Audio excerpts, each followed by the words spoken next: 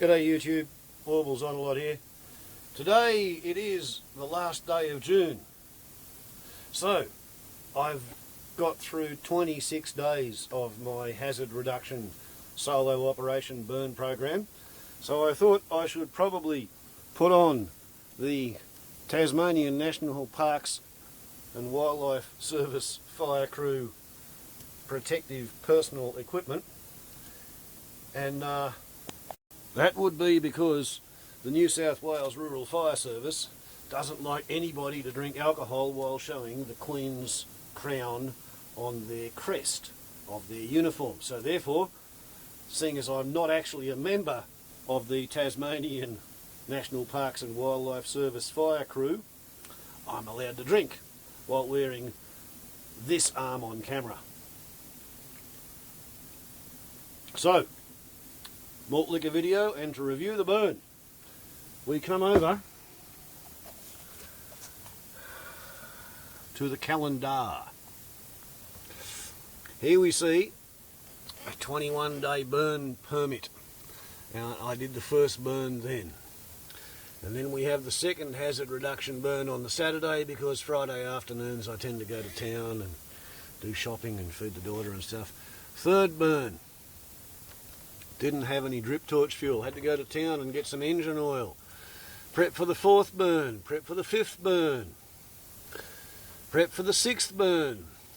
And then I decided that it would be really nice if I could draw a map of the burns. So that was burn 7, burn 8, and we've got draw up a map. First attempt at a survey.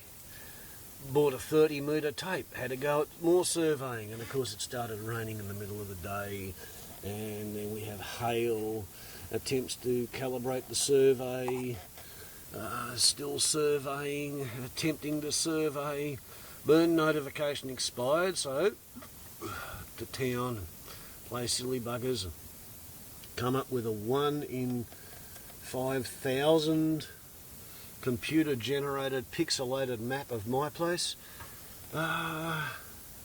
Second burn notification permit issued on the 26th. Conducted burn number 9 on the 27th. Yesterday it was just a complete, Saturday was a complete rainy day, but we did get 11 millimetres. There we go, we've got the West End Road, the hut, the runway survey, the plot survey, surveyed burn 3 to 8 and 9. So I've now actually surveyed and drawn an accurate map. And when we commence with an accurate map of the boundary aligned against grid north, and when we cover that map with meridians of magnetism aligned with the 11.8 degree local variation, and we use an orienteering compass, a 30-metre tape measure, and literally a 100-year-old pair of dividers that went to school with my father, we can come up with an accurate map of the hazard reduction burn program. And as you can see, we have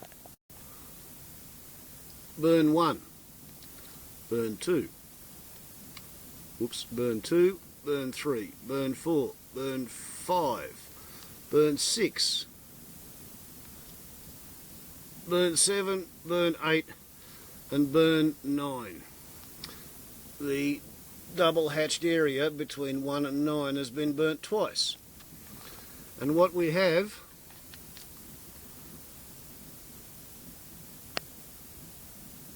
is about 1¼ acres in 9 burns on 100 acres over 26 days.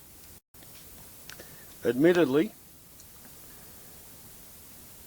I have spent a fortnight doing the mapping. And I had a few wrong steers. On the one hand, I had the scale wrong. On another hand, I had the boundaries wrong, and in the gripping hand,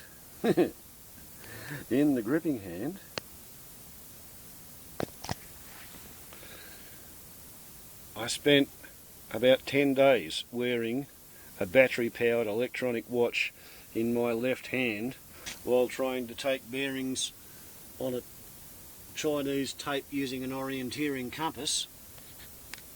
And would you believe that even when using a really high-grade orienteering compass, if you start off between the aeroplane trailer and my son's car and you work your way along to the end of the airfield fantasy,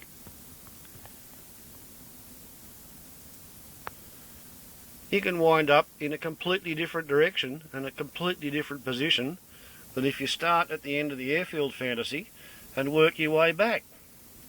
And what's going on, as far as I eventually figured it out,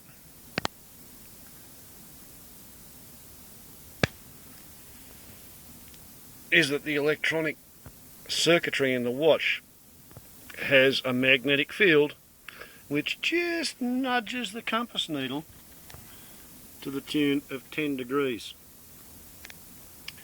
And it's much more pronounced when you're on a northwest southeast or southeast northwest traverse than when you're on a basically north-south traverse.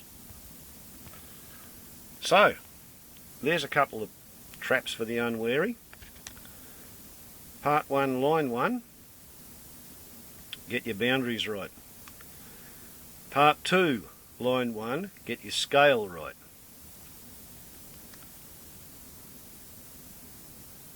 See how the scale was off there?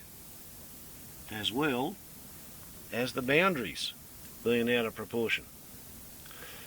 Part 3, line 1, put your electric wristwatch in your bag of stuff and keep it at least half a metre away from the magnetic compass that you are using to take bearings on the 30-metre tape line between waypoints. And from that corner post around the clearing down to the start of the runway fantasy, there are 29 waypoints. The 30th waypoint was the fence line and it was 10 centimetres out of place.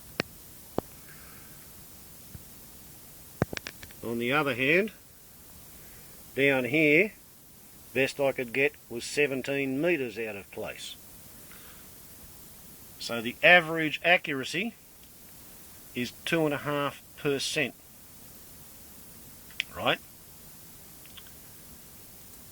So within 2.5 metres, it's pretty accurate. And that is the burn program at the end of the first month of winter, which has in fact finally arrived. Minimum temperature under the trees, 8 degrees, 9 degrees, 6 degrees, 4 degrees, 7 degrees, 6 degrees, 6 degrees. 6 degrees, 4 degrees, 4 degrees, 5 degrees, 4 degrees, 7 degrees, 10 degrees, 5 degrees, 1 degree Celsius, 4 degrees, 4 degrees, 5 degrees, 7 degrees, 8 degrees, 6 degrees, 6 degrees, 5 degrees, 2 degrees. 0 degrees, first frost in the clearing, 26th. 4 degrees, 9 degrees, we had rain that day. 1.5 degrees, 1 degree. And yesterday's midday temperature was 8 degrees, today's was 7. Previously, the lowest midday temperature has been about 10 degrees. So yeah, finally, 6 weeks late, winter has arrived. And as at the 1st of August, I need a permit to light a fire. So I've got 30 days to see what I can burn. And today it was just too wet and just too windy and just too cold. So I spent the day completing the plotting of the 9 burns done so far. Warbles on all at the YouTube. Ciao.